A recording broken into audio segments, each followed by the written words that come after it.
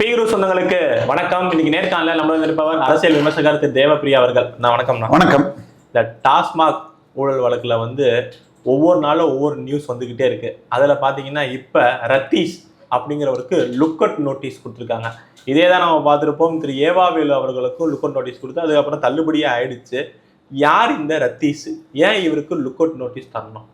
எனக்கு இந்த ரத்தீஷுங்கிற பேர் 2024 எண்டுலேயோ என்னமோ டாஸ்மாகில் ரெய்டு பண்ணப்போ தான் வந்துச்சு. ரெய்டு பண்ணதுக்கு காரணம் 43 எஃப்ஐஆர்கள்.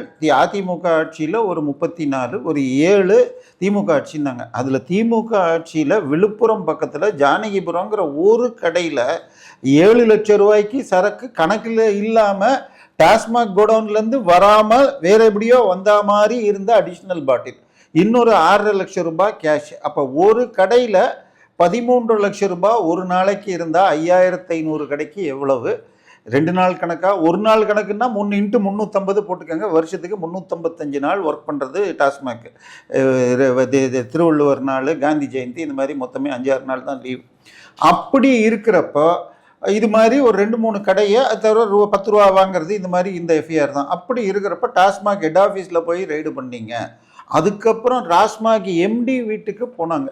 அந்த எம்டி வீட்டுக்கு போனால் அவர் என்ன பண்ணி வச்சுருக்காரு, தன்னுடைய ஃபோனில் அவர் பண்ண டிரான்சாக்ஷனை ஸ்க்ரீன்ஷாட்டு பிரிண்ட் அடித்து வச்சுருந்தார்.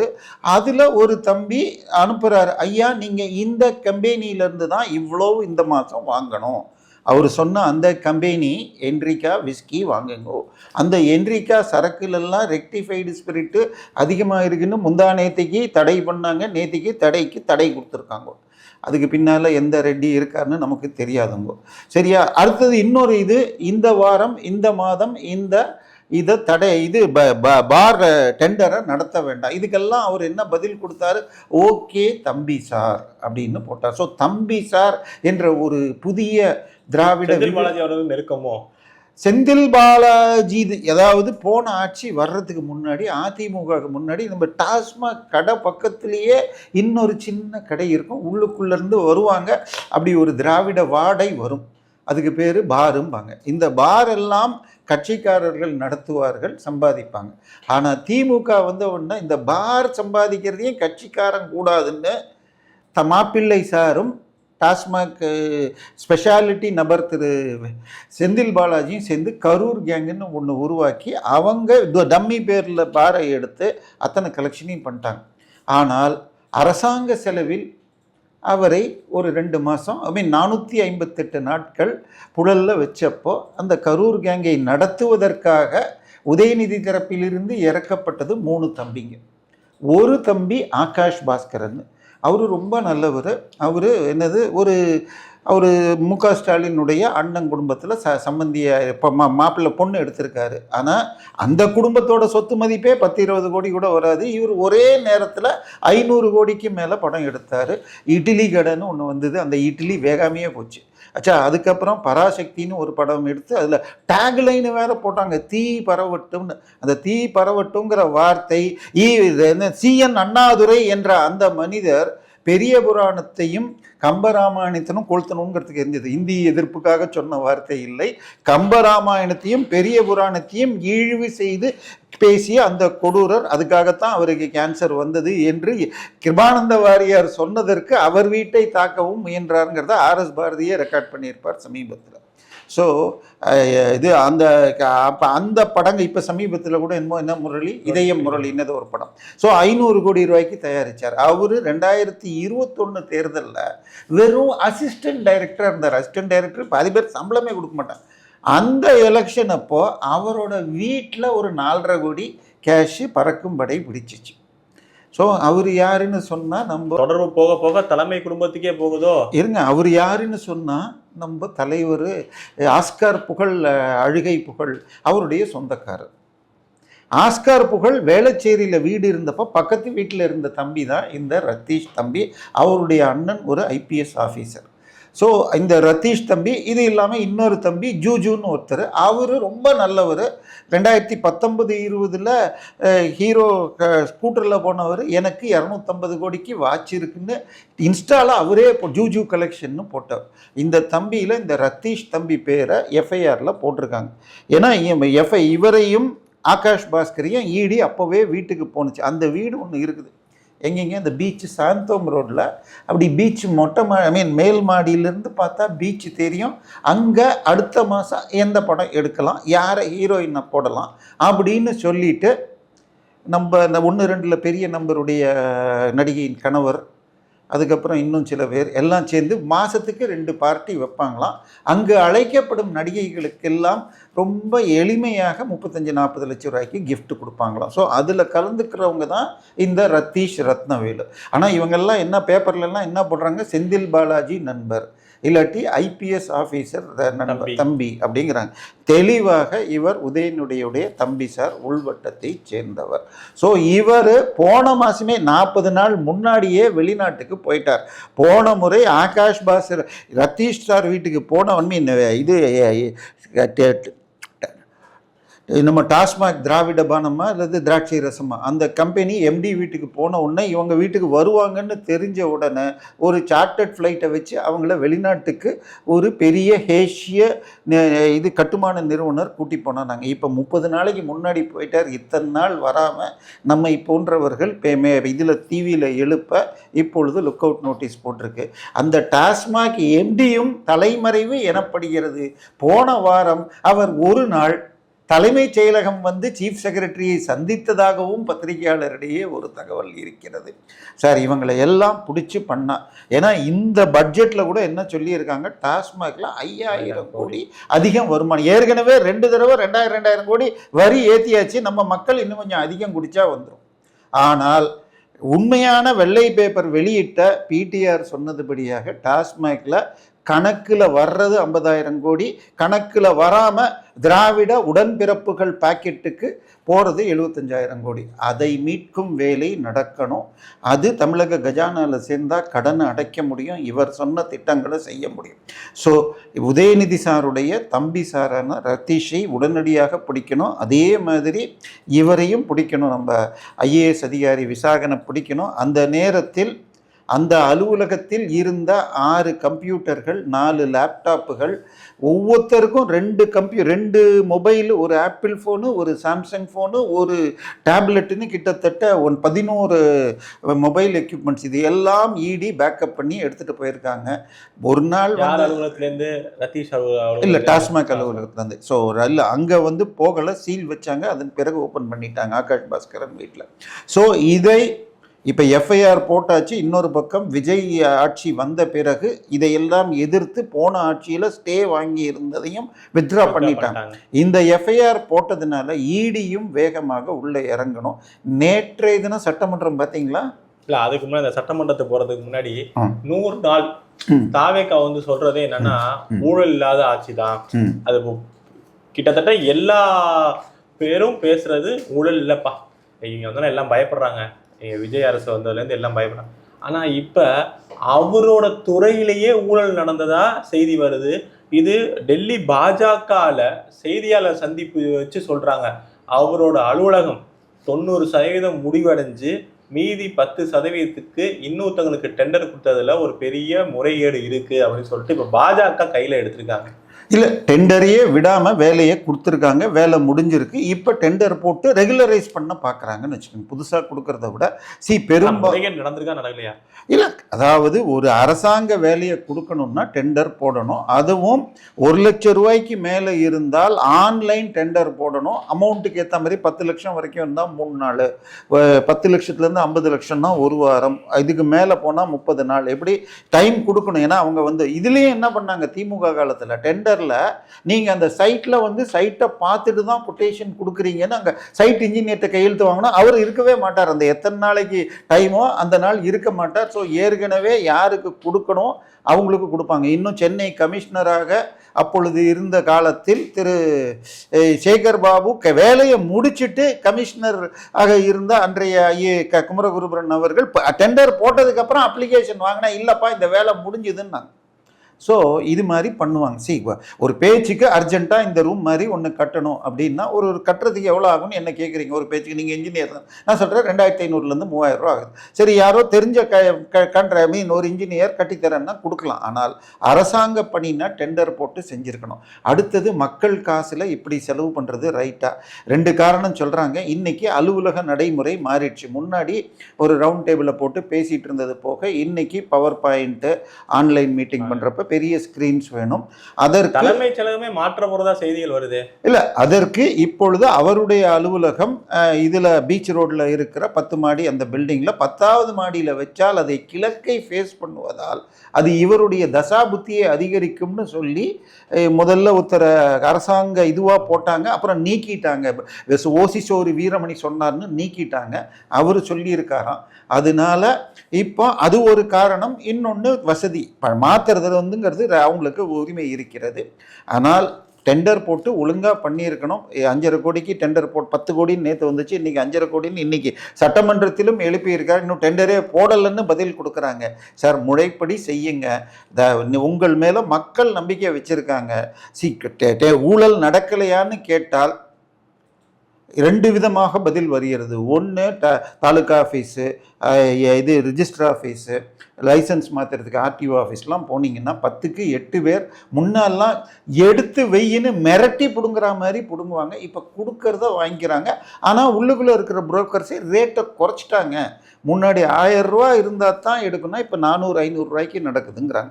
10க்கு 2 பேர் கொடுக்கலன்னு சொல்கிறாங்க.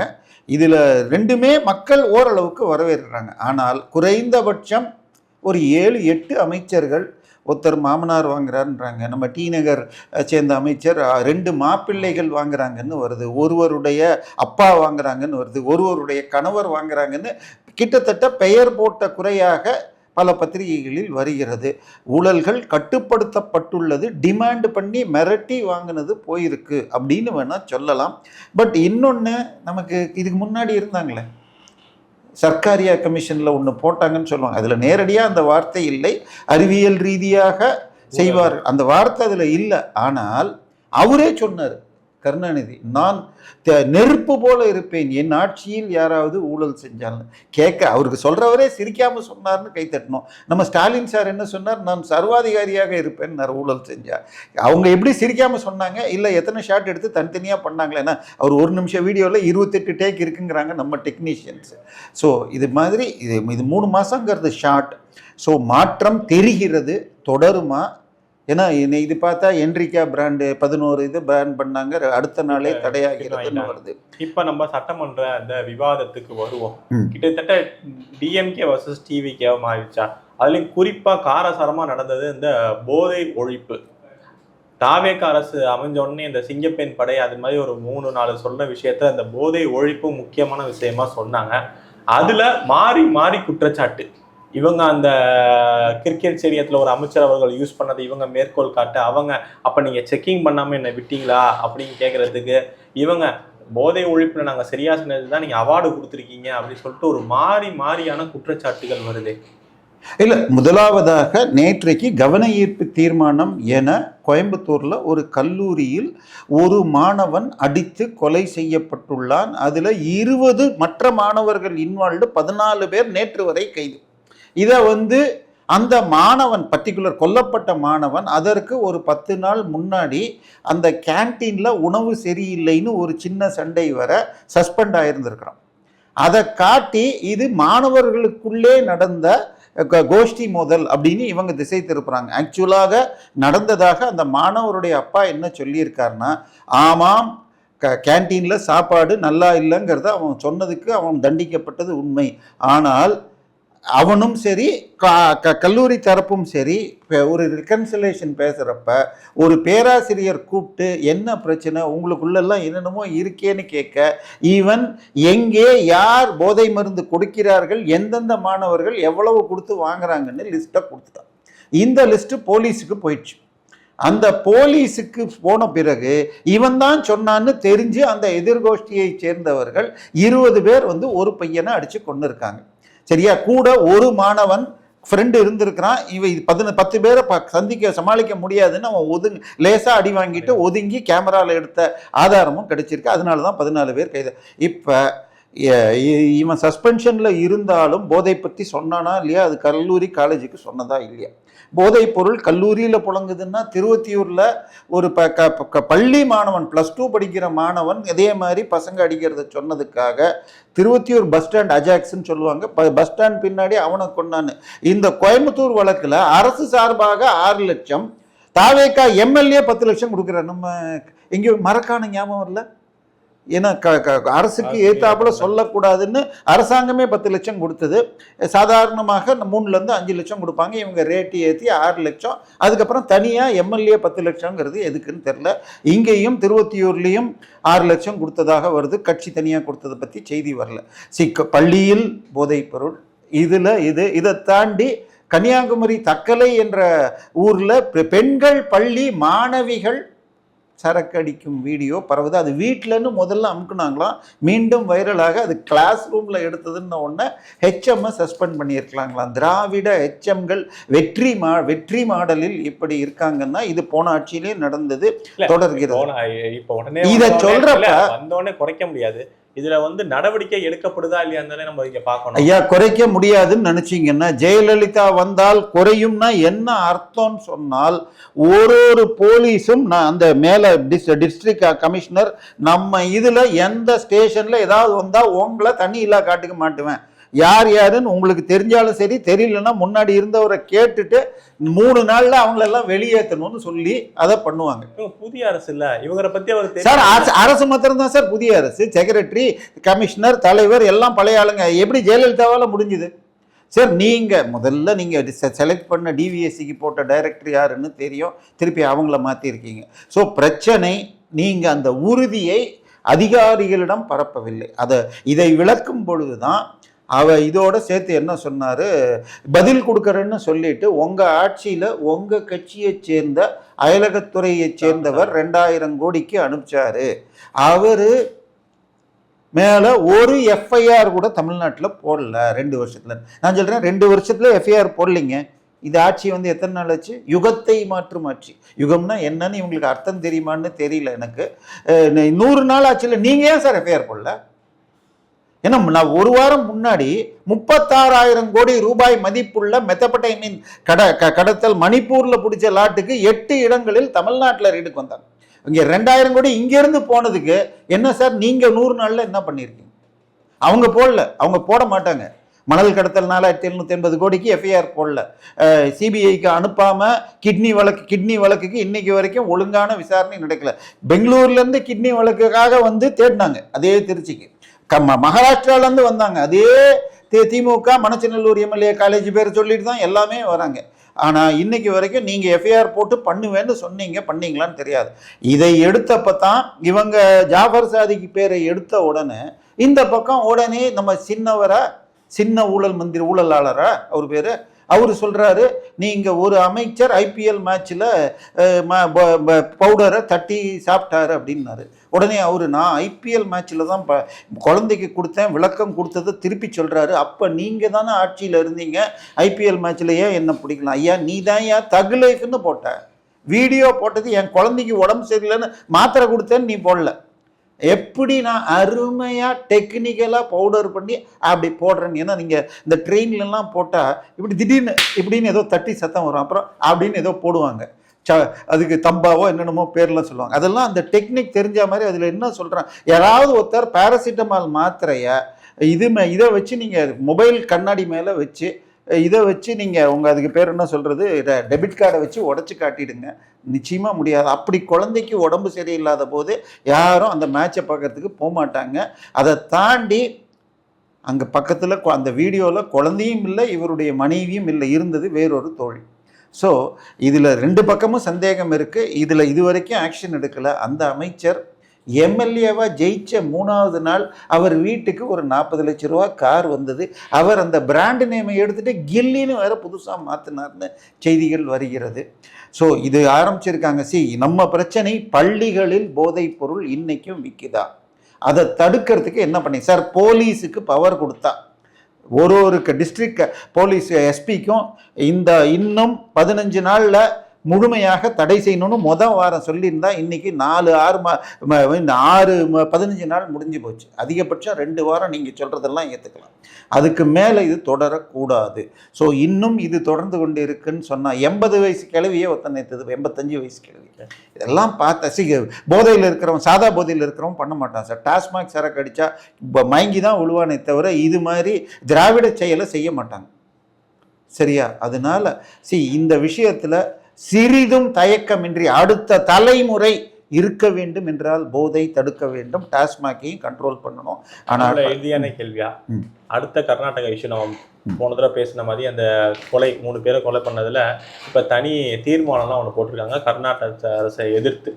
அதுல அவர் அங்க கர்நாடக முதல்வர் சொல்றாரு, எங்க இதுல யாரும் தலையிடக்கூடாது, கிட்டத்தட்ட தமிழ்நாடை வான் பண்றாரு, நாங்க இங்கே விசாரணை பண்ணுவோம் அப்படின்னு சொல்லிட்டு. என்ன நடந்தது? தமிழக அரசு இது மேல என்ன நடவடிக்கை எடுத்துக்கிட்டு இருக்கு? ஏன்னா கூட்டணியில தான் காங்கிரஸ் இருக்காங்க. மேகதாதுலயும் ஒரு பேச்சும் காங்கிரஸ், மேகதாதுக்கு காவேரிக்கு எல்லாம் இது போட மாட்டாங்க, தீர்மானம் போட மாட்டாங்க. இதுக்கு சார் ஒரு ஸ்டேட் சப்ஜெக்டுக்குள்ள இன்னொரு ஸ்டேட் மத்திய அரசே இயங்க முடியாது. போன முறை கர்நாடகாவில் கேரளாவில் ஒரு கர்நாடகா ஆள் யானை அடித்து செத்து போனப்ப கேரளாக்காரன் காசு கொடுக்கலன்னு கர்நாடகா கொடுக்க வச்சாரு ராகுல் காந்தி. அந்த நேரம் தேர்தல் நேரம்னு. இப்போ இந்த விஷயமே அந்த ஊர் பேரை கேட்டாலே நமக்கு கொடுமையாக இருக்குது. தோமையார்புரமா, சரியா? அங்கே முழுக்க கிறிஸ்தவர்களாக மதம் மாற்றி, ஏன்னா எஸ்டி மக்களை மதம் மாற்றினால் அந்த பெனிஃபிட்டோடு கிடைக்கும். முதல்ல அது விசாரிக்கப்படணும். சரியா? நம்பர் 1. நம்பர் 2, இவர்கள் மான் வேட்டையை நோக்கி போனார்கள். மான் வேட்டை, இவங்க கையில் மான் பிடிச்ச வேட்டையாடிய மானை வைத்திருந்தார்கள். அதை விசாரிக்க போனப்போ நாட்டு துப்பாக்கியை வச்சு தாக்கினார்கள். அதனால் எங்களை காப்பாற்றிக்கொள்ளன்னு அவங்க சொல்கிறாங்க. இல்லை, இவங்க தொலைஞ்சு போன மாட்டை தான் தேட போனாங்கன்னு இந்த சைடு சொல்கிறாங்க. ஆனால் ஓரளவுக்கு, ஏன்னா அது தோமையார்புரம் என்ற பெயராக இருக்கட்டும், மற்ற விஷயங்கள்னால் ஒரு கூட்டணியினால் அமைச்சரை இது பண்ணி ஆளுக்கு 15 லட்ச ரூபா கொடுத்துருக்காங்க. இன்னைக்கு தமிழ்நாடு அரசு வேற 10 லட்ச ரூபா ஆளுக்குன்னு கொடுக்குறாங்க. கிறிஸ்தவர்கள் இருந்தால் இப்படி அள்ளி வீசுவாங்க போல இருக்கு. ஏன்னா இதே மற்றவங்களுக்கு கொடுக்கறது இல்லை. இது சொல்றதுக்கு வருத்தமாக இருக்கு. பட் ஆனால் இதுதான் சுஜித் வில்சன் மாதிரி 10 பேர் செத்து போயிருக்காங்க போரில் விழுந்து. ஆனால் அவனுக்கு எவ்வளோ எடுத்து கொடுத்தாங்க, மற்றவங்களுக்கு என்ன கொடுத்தாங்கன்னு பார்க்கணும். இது வரைக்கும் நேற்றைக்கு கூட இன்னைக்கு ஹைகோர்ட் நேற்றுக்கு சொல்லியிருக்கு, மதுரை பூசாரி இது விசாரணையின் போது பாதிக்கப்பட்டு ஹாஸ்பிட்டலில் செத்து போயிருக்காரு. அவருடைய இதை மாஜிஸ்ட்ரேட் விசாரணைக்கு விட்டு அவருடைய உடலை மதுரை இவங்க இது போஸ்ட்மார்ட்டம் பண்ணணும். ஸோ இது 5வது 6வது விசாரணை கைதி மரணம். ஸோ இதையெல்லாம் திமுக 2.0 தொடர்கிறது. கண்டிப்பாக கர்நாடகாவில் நடந்த விஷயம் என்னன்னு முழுமையாக தெரியணும். மான் வேட்டையாக இருந்தால் இன்னொன்று ஒரு புதிய செருப்பு அவங்க போடாதது, இது மாதிரி பல விஷயங்கள் பேப்பரில் வந்துட்டுருக்கு. முழுமையான வரணும். இன்னொரு ஸ்டேட்டில் நடந்த விஷயம் அவங்க பதில் சொல்லணும், அழுத்தம் கொடுக்கணும். பட் இதெல்லாம் சட்டமன்றத்தில் பேசுகிறதுக்கோ இதுக்கோ பிரயோஜனம் இல்லை. தமிழ்நாட்டில் 1000 கோடி ரூபாய்க்கு மதிப்புள்ள பஞ்சமி நிலங்கள் தனியாருக்கு விற்கப்படும் அப்படின்னு சொல்லிட்டு போன வாரம் திரு டாக்டர் கிருஷ்ணசாமியும் முன்னாள் எம்எல்ஏ இவரும் கொடுத்தாங்க. அதை பற்றி யாரும் சொல்லலை. கிட்டத்தட்ட அந்த ஊர் பக்கத்தில் நம்ம திருமாவளவன் போட்டவரும் பேச மாட்டேன்றாங்க. இப்போ பட்டியல் ஜாதி பழங்குடி மக்களை காப்பாற்றுவதற்கான வேலைகள், ஒரு பள்ளிக்கூடத்தில் தண்ணி தொட்டியில் மலம் கலந்தார்கள்னு ஒரு நாள் செய்தியோடு மறைஞ்சு போகுது. ஸோ இதுதான் தமிழ்நாடா? போன ஆட்சியில் வேங்கை வயல்னா இந்த ஆட்சியில் திண்டுக்கல் பக்கத்துலன்னு வருது. ஸோ விஜய் ஆட்சி மக்கள் ஒரு பெரிய மாற்றத்தை நோக்கி உங்களுக்கு ஓட்டு போட்டிருக்காங்க. ஆரம்ப பேச்சுக்கள் நம்பிக்கையாக இருக்கிறது. சொல்லுதல் யாருக்கும் எளிய, அறியவாம் சொல்லிய வண்ணம் செயல், இது இதுவர் சொல்வது. அதனால தாவேக்காரங்க எப்படியெல்லாம் கமெண்ட் அடிக்கிறாங்கன்னு பார்த்துருப்பீங்க. என்னது வில்சன் இதுன்னு போட்டு அவர் அந்த நபர் முருகனை பற்றியும் மற்றதை பற்றியும் இழிவாக பேசினப்ப கையில் தர அவருடைய ஐடியா நோண்டுனா மைக்கேல் ட்ரூன்னு போட்ட அந்த ஐடியில் கீழே போனால் இவருடைய நெருங்கிய தோழியை பற்றியெல்லாம் கமெண்ட் அடிச்சிடணுன்னா அப்புறம் கைதாகி இருக்கிறார். ஸோ இது நமக்கு பெரிய நம்பிக்கை தரல. ஒரு பக்கம் தமிழில் அன்பு கிடையாதுன்னு சொல்லுவார் ஒரு அமைச்சர், இன்னொரு முதலமைச்சர் பேசுகிறப்ப 5932 கோடின்னு பேசுகிறாரு. இவர்கள் தமிழை என்ன செய்கிறாங்க? இதுக்கெல்லாம் காரணம் உடனே ஒன்று சொல்லிடணும். கண்டிப்பாக திராவிட வளர்த்த மொழியா இல்லை, இது ஈவேரா பொட்ட பிச்சை. தமிழ் சனியன் தமிழை அழிப்பதே என் கொள்கை அப்படின்னு சொல்லிட்டு வேலை செஞ்சார். சரியா? உலக தமிழ் மாநாடுன்னு 1968 அண்ணாதுரை கூட்டினப்ப தமிழ் ஏன் காட்டுமிராண்டி பாஷைன்னு புக்கு போட்டார். இன்னைக்கு வீரமணி அதுக்கு பேரை மாத்திட்டான், ஈவேராவும் தமிழும்னு. ஏன் தமிழ் ஏன் காட்டுமிராண்டி பாஷைன்னு ஈவேரா வச்ச பேரை சொல்றதுக்கு உனக்கு தைரியம் இல்லையா? ஏன்னா ஈவேராவுக்கும் தைரியம் கிடையாது. பிள்ளையார் பொம்மையை உடைச்சிட்டு நான் கடையில் வாங்கின மண்பொம்மையை தான் உடைச்சேன்னு அழுவாச்சி எழுதாரு. நம்ம கருணாநிதி என்ன சொன்னார்? இப்போ இந்தியாவின் இதை எதிர்த்து போராட்டம் நாங்கள் சட்ட நகலை வெள்ளை பேப்பரை எரித்தோன்னு கோர்ட்டில் போய் எழுதாங்க. ஸோ இதே தான் நடந்துட்டு இருக்கு. தமிழ் அழிப்புன்னா 5,20,000 பேர் 20 லட்சம் பேர் எழுதலை டிஎன்பிஎஸ்சியில் தமிழில் தோல்வி அடைஞ்சாங்க. ஸோ இப்போ மரிய வில்சன் பேசிய தமிழாக இருக்கட்டும், மலையாளத்தில் எழுதி படித்த இன்னொரு எம்எல்ஏவாக இருக்கட்டும், அதுக்கு அடுத்தது நம்ம நிதியமைச்சர், இதையெல்லாம் முடிப்பதற்கு முன்னால் உங்களுக்கு மன்மத வணக்கம் சொல்லி முடிக்கிறேன். மன்மத நன்றி. மன்மத நன்றி.